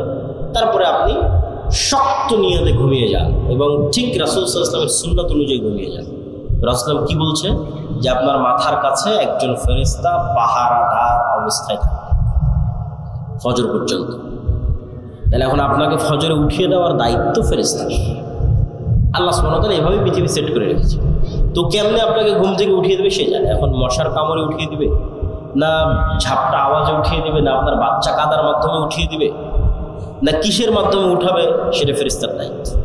না কোনোদিন ফজরের আজান আপনার কানে ঢুকে না, আজকে ঠিকই ফজরের আজান কানে ঢুকে গেছে। কেন? ফজরের আজান কানে ঢুকতে বাধা হয়ে থাকতো কে? শয়তান। কে বাধা হয়ে থাকতো? শয়তান। আজকে ফেরেশতা ঢুকতে দিয়েছে, শয়তানের বাধা শুরু হয়ে গেছে, ফেরেশতা ঢুকতে দিয়েছে, ফজরের আজানই ডাইরেক্ট কানে ঢুকে গেছে, আপনি এমনি উঠে গেছে। কোনো না কোনো ওয়ে ব্যবহার করে আপনি ঈমান বিল গায়েবের বিশ্বাসের মজবুতির মাত্রা যত উঁচু লেভেলে যাবে, গায়েবের অস্তিত্বের প্রমাণ তত বাস্তবে ফিল। ঈমান বিল গায়েবের উপর বিশ্বাসের মাত্রা যত উঁচু লেভেলে যাবে, মাত্রা যদি সাহাবীদের লেভেলে যায়, তাহলে ফেরেশতা আবারও যুদ্ধ করার জন্য নামবে। এটাই ঠিক। মানে বিশ্বাসের মাত্রা যদি সাহাবীদের লেভেলে যায়, তাহলে বাস্তবে সচক্ষে আবারও ফেরেশতাদের যুদ্ধ করতে লাগবে। কিন্তু ওই লেভেলে মাত্রা নাই, যাচ্ছে না, নেওয়া যাচ্ছে না। কেননা আমরা সবাই হয়ে আছি শয়তানের বন্ধু, শয়তানের দোষর। কেমনি আপনার কাছে ফেরেশতা আসবে আপনি বলেন? যেখানে রাসূল সাল্লাল্লাহু আলাইহি ওয়াসাল্লাম বলছে যে পেঁয়াজ এবং রসুনের গন্ধে ফেরেশতারা কষ্ট পায়, আর আল্লাহ নবী তো পেঁয়াজ রসুন খেতই না, ফেরেশতা কষ্ট হবে। তো এমনি এতবার মেসওয়াক করতে যাতে জিবরাইল কষ্ট না পায়, আর আপনি সারাদিন বিড়ি আর সিগারেট নিয়ে বসে আছেন, তাহলে আপনার কাছে ফেরেশতা যাবে? আপনার কাছে ফেরেশতা যাবে না। আপনার সাথে কে আছে সবসময় বলেন তো? শয়তান আছে। আপনি সিরিয়াস বিশ্বাস করেন আপনার আশেপাশের যত বন্ধু অস্তিত্বশীল আছে, এদের অস্তিত্ব যত সত্য, আল্লাহর কসম, ওয়াল্লাহি আল্লাহর কসম, ওয়াল্লাহি আল্লাহর কসম, আপনার সাথে ফেরেশতার অস্তিত্ব তত সত্য, আপনার সাথে শয়তানের অস্তিত্ব তত সত্য। তা আপনি তো শয়তান যেটা যেটা পছন্দ করেন ওটা আপনার সাথে ধরে রেখেছেন, তাহলে তো সবসময় আপনার সাথে শয়তান আছে। আল্লাহ নবী বলছে যেই ঘরে ছবি মূর্তি আছে, যেই ঘরে কুকুর আছে, ওই ঘরে কে ঢোকে না? ওই ঘরে ফেরেশতা ঢোকে না। কেউ যদি কোনো ঘরে ঢোকার সময় বলে আসসালামু আলাইকুম, তাহলে ওখান থেকে কে পালিয়ে যায়? শয়তান পালিয়ে। আর যদি আসসালামু আলাইকুম না বলে, তাহলে শয়তান আরো ডাক দেয় যে আসো এখানে থাকো। তাহলে আপনার কাজের মাধ্যমে আপনি কাকে বন্ধু বানিয়ে রেখেছেন আপনি বলবেন। ফেরেশতারা পবিত্রতা পছন্দ করে। কোনো একটা মানুষ যদি অজু ভাঙলেই অজু করে এরকমও যদি কোনো মানুষ পৃথিবীতে থাকে, তাহলে ওই মানুষ দুনিয়াতে থাকা অবস্থায় ফেরেশতাদের মতো স্বভাব অবলম্বন করতেছে। আছে দুনিয়াতে, কিন্তু আসলে ফেরেশতা। কেননা ফেরেশতারা যেমন সবসময় পবিত্র, ও পবিত্র। আর একজন পেশাব থেকে যত্ন নেয় না, কোথায় দাঁড়িয়ে পেশাব করছে, কোথায় পেশাব নিয়ে পানি নিচ্ছেন, তাহলে ওর সাথে সবসময় কি আছে? তাহলে ও কীভাবে হেদায়েত প্রাপ্ত হবে? আর ওর আন্দোলন মিছিলে আর কীভাবে আপনার সাহায্য নেমে আসবে? আর ওর ভোটে কীভাবে আর ইসলাম বিজয় হবে? গায়েবের মদত ছাড়া, কেন এটা আল্লাহর দিন, গায়েবের মদত, অদৃশ্যের সাহায্য ছাড়া ইসলামের বিজয় সম্ভব। দুনিয়ার লজিকে মুসা আলাইহিস সালাম কোনোদিন ফিরআউনের উপর বিজয় লাভ করবে না, সম্ভব না। গাজার মানুষের চেয়ে দুর্বল ছিল মুসা আলাইহিস সালাম। দুনিয়ার লজিকে বিজয় সম্ভব, কিন্তু মুসার বিজয় সম্ভব হয়েছে আল্লাহর শক্তিকে, আল্লাহর ক্ষমতা। পৃথিবীর সব নবী রাসূল যুগে যুগে যা হয়েছে সব আল্লাহর সাহায্য, আল্লাহর শক্তি, আল্লাহর ক্ষমতা, আল্লাহ তার ফেরেশতাদেরকে সাহায্য করেছে। তো ঈমান বিল গায়েবের আরেকটা অংশ, যেটা একটু না বললেই নয়, সেটা হচ্ছে পরকাল। এই পরকালের কথাটুকু বলে আমরা বক্তব্যের শেষের দিকে যাব। পরকাল মানে মৃত্যুর পর জীবিত হওয়া। আপনারা কোনোদিন দেখেছেন কোনো মৃত মানুষকে জীবিত হতে? একটু কথা বলেন, কোনো মৃত মানুষকে জীবিত হতে দেখেছেন? দেখেন। এখন যদি কোনো মৃত মানুষ কবর থেকে উঠে আসে, বিশ্বাস করবেন? বিশ্বাস করবেন? মনে হয় অবিশ্বাস। আচ্ছা, আজ থেকে 100 বছর আগে যদি আপনাকে বলা হতো যে আপনার কথা আপনি এখানে বলবেন, আমেরিকায় শোনা যাবে, বিশ্বাস করতেন? বিশ্বাস করতেন। ওমর রাদিয়াল্লাহু তাআলা আনহুর বিষয়ে একটা রিওয়ায়াত পাওয়া যায় যে উনি মসজিদে নববীর মেম্বারে বসে আওয়াজ দিয়েছেন, যুদ্ধের মাঠে গিয়ে সে আওয়াজ শোনা গেছে। ইরাকে, সিরিয়ায় যুদ্ধের মাঠে আওয়াজ শোনা গেছে। তো এরকম যদি কেউ বলতো যে না এখানে আওয়াজ দেবো, আমেরিকায় শোনা যায়, ভুয়া কথা থেকে বলে, বিশ্বাস অসম্ভব। তো বিজ্ঞানের মাধ্যমে আমি মনে করি আমার এই ধারণা ভুল হতে পারে। সায়েন্স অ্যান্ড টেকনোলজির মাধ্যমে আল্লাহ গায়েবের পর্দাগুলোকে সরিয়ে দিচ্ছে। বহুদিন যাবত এগুলো সব গায়েব ছিল, এই গায়েবের পর্দাগুলো সরে যাচ্ছে। কিয়ামত যত নিকটে আসবে গায়েবের পর্দা তত দ্রুত সরতে থাকবে। গায়েবের পর্দা সরতে সরতে সরতে সরতে কোন লেভেলে যাবে জানেন? পৃথিবীর সবচেয়ে বড় গায়েব, যে মৃত মানুষ জীবিত হবে, এটাও মানুষ সচক্ষে দেখবে। এই দুনিয়াতে মানুষ সচক্ষে দেখবে যে মৃত মানুষ জীবিত হচ্ছে। কিয়ামত হওয়ার আগে, আমি কিয়ামত হওয়ার পরের কথা বলি। গায়েবের পর্দা অলরেডি সরাসরি হয়ে গেছে। তো এই গায়েবের পর্দা সরতে সরতে সরতে সরতে সরতে সরতে সরতে সরতে ওই জায়গায় গিয়ে ঠেকবে যে মানুষ দেখবে মৃত মানুষ জীবিত হচ্ছে। তো মৃত মানুষকে জীবিত করা, আল্লাহ ডাল ভাত করার পরেই কিয়ামত হবে। মৃত মানুষ জীবিত হওয়া এটা গায়েব, আপনার কাছে ইম্পসিবল মনে হচ্ছে, কিন্তু পৃথিবীতে এটা আল্লাহ সুবহানাহু ওয়া তাআলা ডাল ভাত করে দেন। এই জন্য আগেও কয়েকবার এটাকে ডাল ভাত করা আছে। কিভাবে? এমনি তো ঈসা আলাইহিস সালাম আসার আগে বিভিন্ন ঘটনাক্রমে অসংখ্য মানুষকে মৃত্যুর পর জীবিত করা আছে, অসংখ্য মানুষকে। প্রথমে ইব্রাহিম আলাইহিস সালাম বললো বিশ্বাস হয় না যে মরা মানুষ জীবিত হতে পারে। বিশ্বাস আছে কিন্তু ইয়াকিন হয়, ইতমিনান নাই। আল্লাহ বললো 4টে পাখি নিয়ে আসো, জবাই করো, 4টে পাহাড়ে দাও, নাম ধরে ডাকো। জবাই করলো, 4টে পাহাড়ে দিল, নাম ধরে ডাকলো, উড়ে আসলো। ঠিকই তো, মরা পাখি জীবিত হয়ে গেল। বিশ্বাস। এক নবী এক গ্রামের পাশ দিয়ে যাচ্ছে, পুরো গ্রাম বিরান গোরস্থান হয়ে গেছে, সব মানুষ মরে শেষ, সাফ। নবী বলছে যে এই মরা বিরান গ্রামকে আল্লাহ কিভাবে জীবিত, মনে মনে বলছে। তো আল্লাহ ওই নবীকে ইনস্ট্যান্ট মৃত্যু দিয়েছে 100 বছর। 100 বছর পর নবীকে জীবিত করেছে। তো নবীকে জিজ্ঞেস করতে বলো কতদিন মৃত্যু অবস্থায় ছিল। মুসা আলাইহিস সালাতু ওয়াস সালাম বানু ইসরাঈল বলে লান নারাল্লাহ হাত্তা লান নুমিনা হাত্তা নারাল্লাহ জাহরাতান, আমরা ততক্ষণ পর্যন্ত ঈমান আনয়ন করব না আল্লাহকে যতক্ষণ না দেখব। মুসা আলাইহিস সালাম 70 জনকে নিয়ে তুর পাহাড়ে গেল, আল্লাহর তাজাল্লিতে সবগুলো স্পট ডেড, ইনস্ট্যান্ট মরে গেছে। মুসা আলাইহিস সালাম আল্লাহর কাছে দোয়া করলো, সুম্মা বা'আসনাকুম মিন বা'দি মাউতিকুম, তোমাদের মৃত্যুর পর তোমাদের পুনরায় জীবিত করব। তারপর আসহাবে কাহফের ঘটনা, 309 বছর প্রায় মৃত, কিন্তু মানুষ দেখলে মনে করবে জীবিত। আর এবার ঈসা আলাইহিস সালাম, মৃতকে জীবিত করা ডাল ভাত। ঈসা আলাইহিস সালাম মৃতকে জীবিত করা ঠিক আপনি বাড়িতে যেমন ডাল আর ভাত রান্না করেছেন এরকম। ঈসা আলাইহিস সালাম যে কোনো একটা মাটি নিবে, আল্লাহ কোরআনে বলছে, কোরআন আছে, যে কোনো একটা মাটি নিবে, মাটি নিয়ে বিসমিল্লাহ, মাটিতে ফু দিবে, জীবন্ত পাখি হয়ে আকাশে উড়ে যাবে। বলে আল্লাহ, রাত দিন উনি মানুষকে করে দেখিয়েছে। কবরের পাশে যাবে মৃত মানুষ, সে বিইজনিল্লাহ, আল্লাহর আদেশে জীবিত হয়ে যাবে, মানুষ জীবিত হয়ে যাবে। অন্ধ মানুষ বিসমিল্লাহ বিইজনিল্লাহ, আল্লাহর আদেশে চক্ষুস্মান হয়ে যাবে, চক্ষুস্মান হয়ে যাবে। তাহলে ঈসা আলাইহিস সালামের হাতে মৃতকে জীবিত করা ছিল এক প্রকার আপনার বাড়িতে যেমন আপনি ডাল এবং ভাত রান্না করেন, এটা যেমন ইজি, ঠিক তেমন ইজি। এবার গায়েবের পর্দা খুলতে খুলতে খুলতে খুলতে কিয়ামতের পূর্ব মুহূর্তে আসবে দাজ্জাল। দাজ্জালকে আল্লাহ এই ক্ষমতা দিয়ে দেবে। দাজ্জাল মানুষকে বলবে যে আমাকে আল্লাহ হিসেবে বিশ্বাস হয় না, তো তোমার দাদা কতদিন আগে মারা গেছে? তুই, আমার দাদা 10-15 বছর আগে মারা গেছে।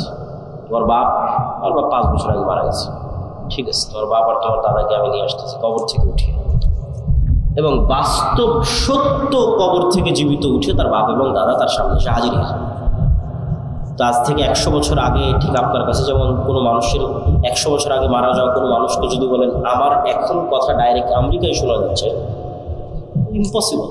তো ঠিক আজ থেকে জানি না, হয়তো কাল পরশুর মধ্যে হতে পারে, কেন কি আমাদের ঘটনার কোনো সময়সীমা কেউ জানে না, 500 বছরের মধ্যে হতে পারে। মানুষ দেখবে যে তার বাপ দাদা, তার আত্মীয় স্বজন, মৃত আত্মীয় স্বজন কবর থেকে জীবিত অবস্থায় উঠে আসতেছে। তো কিয়ামত ঘটার আগেই মৃত ব্যক্তিকে জীবিত করাকে ডাল ভাত বানিয়ে দেওয়া হবে মানুষের হাত দিয়ে। তাহলে আল্লাহ পারবে না মানুষকে জীবিত করতে? কি বলে? আরে একবার ঈসা আলাইহিস সালাম মৃতকে জীবিত করেছে, আর একবার দাজ্জাল মৃতকে জীবিত করবে, মানুষ মৃত মানুষকে জীবিত করবে। আর আল্লাহ পারবেন না মৃতকে জীবিত করতে? এই জন্য বলছি যে এগুলো গায়েবের পর্দা উন্মোচন হয়ে যাচ্ছে। আপনার কথায় আমার কথা এখন আমেরিকায় শোনা যাচ্ছে আর আল্লাহ শুনতে পাচ্ছেন না। আমার কথা অটোমেটিক সব রেকর্ড হয়ে থেকে যাচ্ছে, লাইভ হয়ে থেকে যাচ্ছে, দেখা যাচ্ছে, আর আল্লাহ সুবহানাহু ওয়া তাআলা পারবেন না।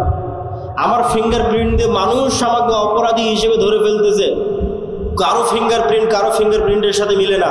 আমি এখানে যদি এখন ছাপ দিয়ে চলে যাই, তাহলে এখানে যে আমি ছাপ দিয়েছিলাম এটা এরপরে যদি কেউ ছাপ না দেয়, কালকে এটা ফরেন্সিক রিপোর্ট করলে বেরিয়ে যাবে জয় আব্দুল্লাহর পাসপোর্টও এখানে ছাপ দিয়েছিল। তাহলে হাতের মধ্যে এমন কি আছে? যদি আল্লাহ কিয়ামতের মাঠে যদি বলে যে হ্যাঁ এই হাত কথা বলো, এগুলো সবগুলোর মধ্যে সেভ হয়ে আছে। কোনো কিছু পৃথিবী থেকে হারায় না, কোনো কিছু হারাচ্ছে না। হিসাব আল্লাহ সুবহানাহু ওয়া তাআলার হিসাব নেওয়া এবং পুনরায় পরকাল বাস্তবায়ন করা এত সহজ, এত বাস্তব। সম্মানিত উপস্থিতি,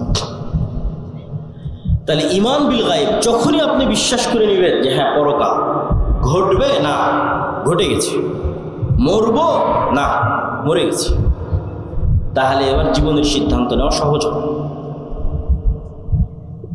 যে কোনো ইসলামী দল যখন মনে করে নেবে যে না আমরা সবাই শহীদ হয়ে গেছি, আমরা সবাই মারা গেছি, কেন এই জীবনের তো কোনো মূল্য না ইসলামের দৃষ্টিতে। আল্লাহ, মৃত্যু মানে আল্লাহর সাথে সাক্ষাৎ। তো যখনই আপনি পরকালকে অতীত ধরে নেবেন, তখন আপনার সব সিদ্ধান্ত দেখবেন সঠিক সিদ্ধান্ত নিচ্ছেন, বিজয় দ্রুত আসতেছে।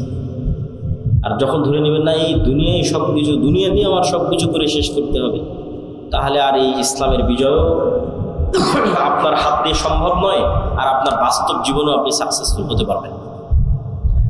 অতএব বস্তুবাদী দুনিয়ামুখী জীবন বাদ দিয়ে পরকালমুখী, মৃত্যুর পর আবার জীবিত হবেন, হিসাব নেওয়া হবে, এই চিন্তা, ফেরেশতা আছে, ফেরেশতা আপনাকে সহযোগিতা করতেছে, ফেরেশতার সাথে বন্ধুত্ব, ফেরেশতার অস্তিত্বের প্রতি গভীর অবিচল আস্থা, ফেরেশতাকে দেখতেও পেয়ে যেতে পারে। আপনার ঈমান বিল গায়ব বাড়তে থাকলে ওরকম হয়েও যেতে পারে, অস্বাভাবিক কিছু। সম্মানিত উপস্থিতি, বক্তব্যের শেষের দিকে এসে কয়েকটা জরুরি কথা। আল জামিয়া সালাফিয়া আদ-দাওয়া ইলাল্লাহ, মাসিক আল ইতিসাব, মাকতাবাতুস সালাফ, এগুলোর নাম আপনারা কখনো শুনেছেন কিনা, শোনেন কিনা জানি না। হয়তো এমনি দাওয়াত দেন, বক্তব্য দিতে আসে চলে যায়। এই যে আজকে এসেছি, আবার কবে আসবো কোনো গ্যারেন্টি আছে? বলেন আছে? মৃত্যু হয়ে যেতে পারে। আর এই সারা বাংলাদেশের কত গ্রাম, কত জেলা, কোন জায়গায় আবারও যাওয়া হবে আর কোন জায়গায় আবারও যাওয়া হবে না, কোনো গ্যারেন্টি নেই। কিন্তু প্রতি মাসে আমরা যে মাসিক আল ইতিসামে লিখতেছি, আমি নিজে 3টে প্রবন্ধ লিখি। একটা হচ্ছে সম্পাদকীয়টা লিখি, যেমন প্রথমে আজকের এটাতে আছে হামাস ইসরায়েলের যুদ্ধবিরতি, গাজার ভবিষ্যৎ কি, এটা এই মাসের সম্পাদক আমার লেখা। এবং 2টে প্রবন্ধ লিখি, তাহলে মোট 3টে লিখি প্রতি মাসে। তাহলে আমি এখানে আর আসতে পারি আর না পারি, এখানকার কোনো মানুষ যদি নিয়মিত মাসিক আল ইতিসাম নেয়, তাহলে ওর কাছে আমার নিয়মিত কথা যাচ্ছে না? নিয়মিত আমার কথা যাচ্ছে। আর যদি মনে করেন আজকেই বক্তব্য দিয়ে শেষ, আর 5 বছরে আমিও আসলাম না, আপনার সাথে আমার আর দেখাও হলো না, আপনাকে আর দাওয়াতও দিতে পারলাম না। তো এই জন্য আমাদের লেখনীকে, আমাদের অন্য আর যে কার্যক্রমগুলো আছে, যেমন দাওয়া ইলাল্লাহর কাজ কি, বক্তব্য, এত বলি সুমন ভাইকে, মনিরকে, যে এইভাবে নয়, দাওয়াতি কাজের মাধ্যমে প্রোগ্রাম করতে হবে, কিন্তু বুঝাতে পারি না। হয়তো আমার ব্যর্থতা, ওই জন্য বুঝাতে পারি। আমরা আলহামদুলিল্লাহ অন্যান্য জায়গায় সফল হয়েছি, সফল কাম হয়েছি। আমাদের গাইবান্ধা জেলায় মক্তব চলতেছে, আরও বহু জেলায়, সারা বাংলাদেশে 600 মক্তব ট্রেনিং প্রাপ্ত মানে এই সমস্ত 600 মক্তবের শিক্ষকেরা জামিয়া সালেফে ডাঙ্গিপাড়াতে ফ্রি থাকা, খাওয়া এবং যাতায়াত খরচ, এবং ওই 600টা মক্তবের ছাত্রের ফ্রি বই, ছাত্রছাত্রী, কতগুলো জিনিস একটা আর একটার সাথে যুক্ত, 600। এই 600টা মক্তবের ক্ষেত্রে এই সবগুলো জিনিস ঘটেছে। মানে 600 মক্তবের ইমাম জামিয়া সালেফেতে এসেছে, 7 দিন ব্যাপী ট্রেনিং নিয়েছে, থেকেছে, তাদের থাকা খাওয়া খরচ, যারা ট্রেনিং দিয়েছে তাদের বেতন, তাদের যাতায়াত খরচ, আবার ওই মক্তবের ছাত্রছাত্রী, সবগুলো দাওয়া ইলাল্লাহর পক্ষ থেকে বহন করা হয়েছে। এবছর আমরা দাওয়া ইলাল্লাহর জাতীয় মক্তব প্রতিযোগিতাকে টিভি চ্যানেলে নিয়ে যাচ্ছি। এইটার পিছনে খরচ আছে প্রায় 50 লক্ষ টাকার কাছাকাছি। টিভি চ্যানেলের সময় কেনা থেকে শুরু করে সম্পূর্ণ প্রজেক্টটা বাস্তবায়ন করা। আপনাদের ছেলেমেয়েরাই টিভিতে যাবে এবং কথা বলবে, তাদের জ্ঞানকে ছড়িয়ে দেবে। তাহলে এই যে একটা প্রসেসের সাথে যদি আপনারা যুক্ত হন, এটা স্থায়ী দাওয়াত।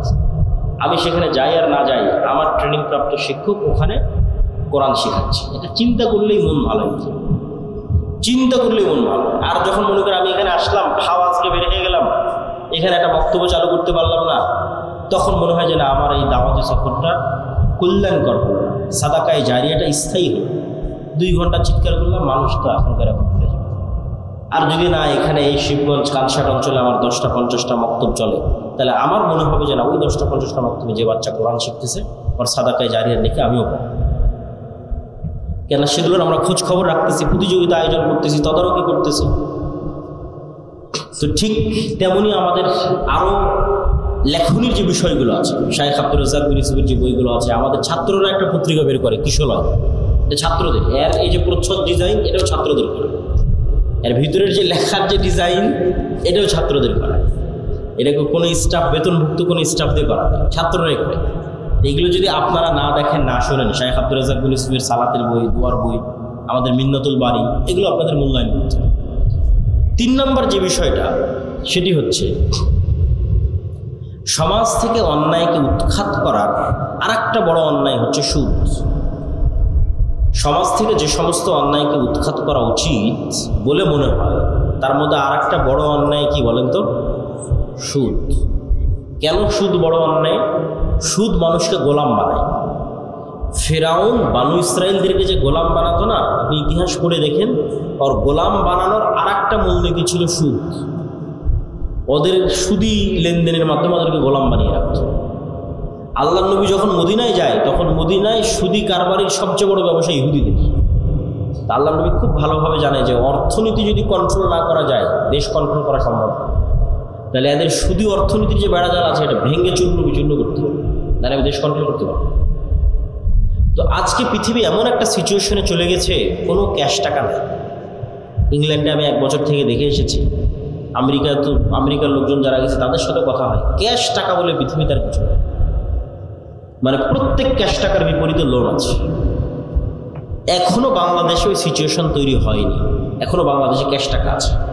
এখন এরকম সিচুয়েশন হয়নি যে আমার পকেটে 1000 টাকা আছে, তাই 1000 টাকার বিপরীতে লোন আছে, এটা এখনো হয়নি, এখনো সুযোগ আছে। তো বাংলাদেশে কর্জে হাসানার মাধ্যমে সুদের বিরুদ্ধে লড়াই করা, এবং আরেকটা জিনিস মাথায় রাখতে হবে কর্জে হাসানা এবং সুদের ক্ষেত্রে, যেটা বলে আমার বক্তব্য শেষের দিকে চলে যাব, সেটা হচ্ছে যে ইসলামী ব্যাংকের মাধ্যমে সুদকে উৎখাত করা কেন সম্ভব হচ্ছে না? কেননা কেউ গোড়ায় হাত দেয়। গোড়া কি? গোড়ায় হাত দেওয়া আসলে কঠিনও, এই জন্য কেউ হাত দিতেও চায় না। গোড়া কি? গোড়া হচ্ছে আধুনিক কনভেনশনাল যে ব্যাংকিং সিস্টেম আছে, তারা আপনাকে লোন নেওয়ার জন্য উৎসাহিত করতেছে। যেমন বিকাশের বিজ্ঞপ্তি চলতেছে যে কোনো প্রকার ডকুমেন্টস ছাড়াই শুধু বিকাশ অ্যাকাউন্টের বিপরীতে 50,000 টাকা লোন পাওয়া যাবে। তো ক্রেডিট কার্ড মানুষ ইউজ করুক, এটার জন্য মানুষকে উৎসাহিত করা হচ্ছে, মানুষ লোন নিক এটার জন্য উৎসাহিত করা হচ্ছে। তাহলে যেখানে লোন নেওয়াকেই উৎসাহিত করা হবে, সেখানে আপনি ওই প্রতিযোগিতার সাথে ইসলামী ব্যাংক প্রতিষ্ঠা করতে পারবেন। কেননা ইসলামী অর্থনীতির মূল ভিত্তি হচ্ছে লোন বিমুখতা। কেমন লোন বিমুখতা? সুদি লোন নয়, কর্জে হাসানাই নিব। বুঝেন না? বুঝাতে পারলে আমার ব্যর্থতা। সুদি লোন নয়, কর্জে হাসানাই নিব। তো কর্জে হাসানাই যদি আমি নেই, সেটা ফ্রিজ কেনার জন্য নিব, এসি কেনার জন্য নিব, মোটর সাইকেল কেনার জন্য নিব, মোবাইল কেনার জন্য নিব, গায়ের একটা ভালো জামা কেনার জন্য নিব, আজকে হোটেলে ভালো খাবো এটার জন্য নিব, বাড়িতে ছাদ দেবো এটার জন্য নিব। এর প্রমাণে দলিল দেওয়া কঠিন আছে। সুদি ঋণের কথাই বলি, কর্জে হাসানা নিব, কর্জে হাসানাই নিব, কিন্তু এসি, ফ্রিজ, মোটর সাইকেল, বাড়ির ছাদ, মানে এমন কাজ যা না করলে আমি মরে যাবো এরকম না। এইরকম কাজের জন্য কর্জে হাসানা নেওয়া যাবে, আর দলিল দেওয়া কঠিন আছে। বিলাসী পণ্য ক্রয়ের জন্য অথবা বিলাসিতার জন্য, মাটির বাড়ি আছে এটাকে ভেঙে পাকা বাড়ি বানাতে, অন কাইন্ড অফ বিলাসিতা। বিলাসিতার জন্য সুদি লোন বহু পরে কর্জে হাসানা নেওয়া যাবে কিনা এটা জায়েজ প্রমাণ করা কঠিন আছে। ইসলাম লোন বিমুখ দিন, সবসময় লোন থেকে বাঁচতে বলা হয়েছে। কখন লোন নিবা? যখন অ্যাক্সিডেন্ট করে অপারেশন করতে হবে, টাকা না। কখন লোন নিবা? বেটির বিয়ে দিতে পারতেছি না, ছেলে মেয়েকে পড়াশোনা করাতে পারতেছি না, তখন কর্জে হাসানা জায়েজ আছে। তাহলে কর্জে হাসানা দিয়ে আপনি মোটর সাইকেল কিনবেন, এসি কিনবেন, ফ্রিজ কিনবেন, সেটাই প্রমাণ করা হবে। শুধু লোন দিয়ে তো বহু দূরের কথা। তাহলে মূল নীতিতেই ভুল। তাহলে কনভেনশনাল ব্যাংক আপনাকে বলছে আসো আমার কাছে লোন নিয়ে তুমি গাড়ি নাও, তাহলে ইসলামী ব্যাংক যদি বলে যে না আমিও ওই একই সার্ভিস দিব, পারবে না। ওইটা তখন ইসলামী ব্যাংক। ইসলামী ব্যাংক মানেই হচ্ছে না তুমি বিলাসী পণ্যে লোন নিতে পারবে না। ইসলামী অর্থনীতি মানেই তুমি বিলাসী পণ্যে লোন নিতে পারবে, কর্জে হাসানা নিতে পারবে। তুমি কর্জে হাসানা নিতে পারো বিপদে পড়ে, অথবা ব্যবসার জন্য, হয় ইনভেস্টমেন্ট আর নয় বিপদে পড়ে কর্জে হাসানা। আর যে অবস্থায় আছো অল্পে তুষ্ট থাকো, ধৈর্য ধারণ করো। ব্যবসায় ইনভেস্ট করার জন্য কর্জে হাসানা নিতে পারো। এসি নিবে এই জন্য কর্জে হাসানা, অল্পে তুষ্ট থাকো। ফ্যান চলতে ফ্যান নাই, হাত পাখা দিয়ে বাতাস করে উপর তুষ্ট থাকো। নিজের ইনকাম দিয়ে, লোন ছাড়া নিজের ইনকাম দিয়ে যেদিন সামর্থ্য হবে তোমার এসি কেনার, সেদিন তোমার কেনার ফ্যান হবে, সেদিন। এটা হলো ইসলামের মধ্যে। তো যাক, আমাদের কর্জে হাসানা একটা কার্যক্রম আমরা শুরু করেছি। এইটাতে যেমন আমরা কর্জে হাসানা দিচ্ছি এবং আমরা ওই সিস্টেমই দিচ্ছি, হয় বিপদগ্রস্ত না হয় ব্যবসায়ী, এই দুটো ক্যাটাগরি ছাড়া কর্জে হাসানা নাই। পাশাপাশি যে সমস্ত মানুষ ব্যাংকে টাকা রাখে কিন্তু সেখান থেকে বেনিফিট চায় না, তাদেরকে আমরা উৎসাহিত করতেছি যে আমাদের এই ফান্ডে আপনারা টাকা জমা রাখেন, যেটা আপনি যখন চাইবেন তখন ফেরত দিতে পারবেন। এবং আলহামদুলিল্লাহ অসংখ্য মানুষ এটাতে অংশগ্রহণও করতেছে। তো কর্জে হাসানা প্রজেক্ট, দাওয়াইল আল্লাহর মক্তব প্রজেক্ট এবং আল জামিয়া সালাফিয়া, এবং বিশেষ করে আগামী 6-7 নভেম্বরের সালাফি কনফারেন্স, মাসিক আল ইতিসাল এবং আমাদের বই পুস্তক, ফিলিস্তিনের উপর বই আছে, রিজিকের উপর বই আছে, এগুলোকে গুরুত্ব দেওয়ার উদাত্ত আহ্বান জানিয়ে আজকের সংক্ষিপ্ত বক্তব্য এখানেই শেষ করছি। ওয়াখির দাওয়ানা আলহামদুলিল্লাহি রাব্বিল আলামিন। বইগুলো স্টেজেই পাওয়া যাবে। শায়েখ ইসকন দিয়ে হইচই করবেন না, ধীরে ধীরে, কেননা প্রশ্ন উত্তর আছে 2-3টা। শায়েখ ইসকন নিয়ে আপনার মন্তব্য কি, বাংলাদেশে ইসকনের ভূমিকা এবং আমাদের কর্তব্য কি, দয়া করে জানিয়ে বাধিত করবেন। ইসকন নিয়ে আমি যতটুকু পড়াশোনা করেছিলাম সেটা হচ্ছে বাংলাদেশের স্বাধীনতাকে পার্মানেন্টলি অখণ্ড ভারতের অন্তর্ভুক্ত করা মাস্টার প্ল্যানের অংশ হচ্ছে ইসকন। বাংলাদেশের স্বাধীনতাকে পার্মানেন্টলি অখণ্ড ভারতের অংশ করার মাস্টার প্ল্যান হচ্ছে ইসকন, এবং তারা অনেক দূর সফল। ভিকটিম গেম খেলার মাধ্যমে, সংখ্যালঘুর নিরাপত্তার মাধ্যমে বাংলাদেশ দখল করা হয়। আজ হতে পারে, 20 বছর পর হতে পারে, 50 বছর পর হতে পারে, কিন্তু প্ল্যান এটা। সেটা কি? ব্লেম গেম, ভিকটিম, যে এই দেশে সংখ্যালঘুদের নিরাপত্তা নাই। এই গেম তৈরির রাস্তা কারা তৈরি করবে? ইসকনরা তৈরি করবে। অতএব সংখ্যালঘুদের নিরাপত্তা দেওয়ার জন্য বাংলাদেশে সেনাবাহিনী পাঠানো। এটা হওয়ার পরিবেশ এখনো ঘটেনি, কিন্তু ওই মাস্টার প্ল্যান অনুযায়ী সেই দিকে আগানো হচ্ছে। আল্লাহ সুবহানাহু ওয়া তাআলা বাংলাদেশের স্বাধীনতা, সার্বভৌমত্বকে হেফাজত করুন এবং আমাদেরকে সঠিক সিদ্ধান্ত গ্রহণের তৌফিক দান।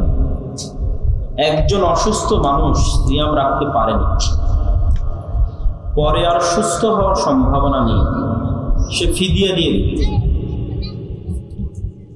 আব্দুল সামাদ নয়, আব্দুস সামাদ, আব্দুস সামাদ, সামাদ, আব্দুল নয়। একজন জিজ্ঞেস করেছে যে আব্দুল সামাদ নাম ঠিক আছে কিনা? আব্দুল নয়, আব্দুস সামাদ। রায়ান আহমেদ রাফিদ, রায়ান এভাবে না বলে রাইয়ান বলে, রাইয়ান, এটা সুন্দর। আহমেদ, এটাও সুন্দর নাম রাখা যাবে। আর কোনো প্রশ্ন ছিল? ঠিক আছে, আসসালাম। খুব সুন্দর পরামর্শ, আমাদেরও মাথায় আছে। ইনশাআল্লাহ, আল্লাহ যদি তৌফিক দেন ইনশাআল্লাহ। তো আমরা বৈঠক শেষে দোয়া পড়ি, সুবহানাকা আল্লাহুম্মা ওয়া বিহামদিকা আশহাদু আল্লা ইলাহা ইল্লা আনতা আস্তাগফিরুকা ওয়া আতুবু ইলাইক। আসসালামু আলাইকুম ওয়া রাহমাতুল্লাহ।